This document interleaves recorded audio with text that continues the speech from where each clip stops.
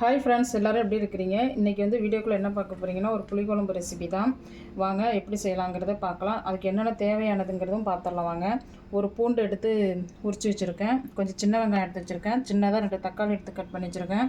அப்புறம் பார்த்திங்கன்னா கொண்டக்கடலை சேர்த்து தான் செய்ய போகிறேன். அதை நான் ஊற வச்சுருக்கேன். 2 கத்திரிக்காய் எடுத்து நான் கட் பண்ணி வச்சுருக்கிறேன்.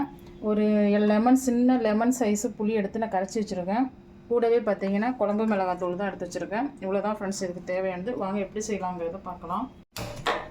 நான் மண் சட்டியில் தான் வைக்க போகிறேன். நீங்கள் எதில் வேணுமாலும் வச்சுக்கலாம். மண் சட்டியில் வச்சிங்கன்னா டேஸ்ட்டாக இருக்கும் புளிக்குழம்பு கொண்டக்கடலை சேர்த்து செய்யும்போது. சட்டி நல்லா சூடாகிடுச்சு. இப்போ நம்ம எண்ணெய் சேர்த்துக்கலாம். நான் நல்லெண்ணெய் தான் சேர்த்துக்கிறேன். நீங்கள் எந்த எண்ணெய் வேணுமாலும் சேர்த்துங்க. நல்லெண்ணெய் சேர்த்து செய்யும்போது டேஸ்ட்டாக இருக்கும் புளிக்குழம்புக்கு. கொஞ்சமாக கடுகு சேர்த்துக்கலாம். கொஞ்சமாக வெந்தயம் சேர்த்துக்கலாம். இப்போ சின்ன வெங்காயம் சேர்த்துக்கலாம். கூடவே பூண்டு சேர்த்துக்கலாம். கொஞ்சம் பெருங்காயத்தூள் சேர்த்துக்கலாம். பூண்டு வெங்காயம் எல்லாம் நல்லா வதங்கிடுச்சு. இப்போ நம்ம வந்து கூடவே எடுத்து வச்சுருக்கிற கருப்பு சுண்டலை சேர்த்துக்கலாம். அதையும் சேர்த்து நல்லா வதக்கி விட்டுக்கலாம்.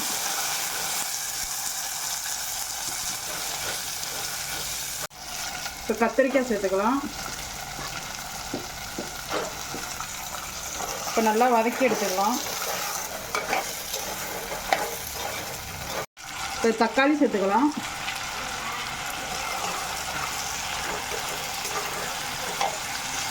இதெல்லாம் வதங்கிறதுக்கு கொஞ்சமாக உப்பு சேர்த்துக்கலாம். எல்லாம் நல்லா வதங்கிடுச்சு. கத்திரிக்காய் சுண்டல் எல்லாமே நல்லா வதங்கிடுச்சு.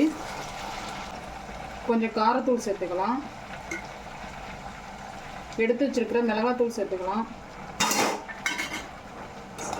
கொஞ்சம் நேரம் அப்படியே எண்ணெயிலே வதக்கி விடுங்க.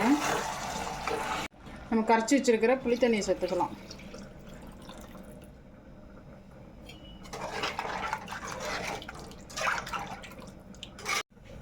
தேவையான அளவு உப்பு சேர்த்துக்கலாம். இப்போ மூடி வச்சிடலாம். ஒரு 10 நிமிஷம் நல்லா கொதிக்கட்டும், பார்க்கலாம்.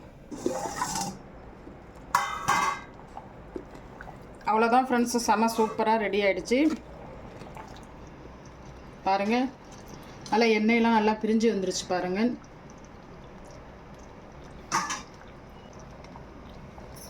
பாருங்கள் ஃப்ரெண்ட்ஸ், நீங்களும் இதேமாதிரி செஞ்சு பாருங்கள். செஞ்சு பார்த்துட்டு எப்படி இருக்குன்னு கமெண்ட்ஸில் சொல்லுங்கள்.